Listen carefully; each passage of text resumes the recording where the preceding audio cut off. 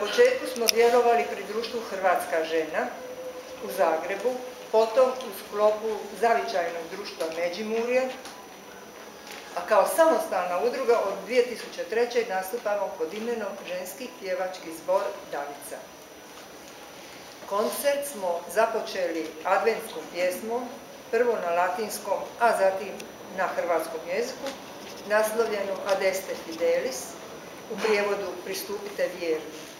Glazba je gregorijanski koral, pjesma poziva sve vjerne da se s radosnim klicanjem upute u Betlehemsku štalicu i poklone upravo rođenom Isusu, mladom anđeoskom kralju.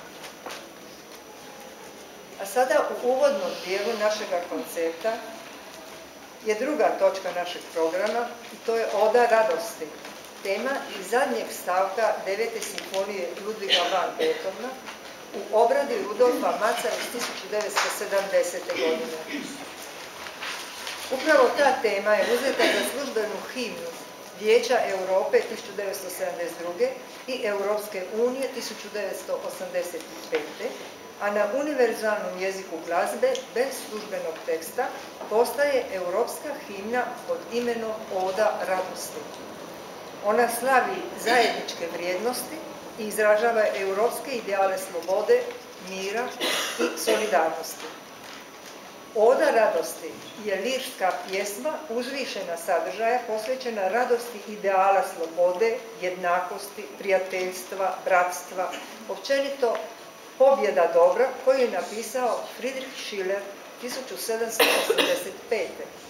Oduševljen istim idealima, Ludwig van Beethoven piše 1823. svoju 9. simfoniju, a u završnom stavku, da bi istaknuo radost pobjede, uglazbio je Odu radosti i po prvi put u jednoj simfoniji uz orkestar uveo soliste i zbor. Primjereno božićnom vremenu, Beethovenova Oda radosti opisuje sve ono što nam donosi Isus Krist. Kazuju to stihovi. Radost, divni dar božanski, dijete polja nebeskog.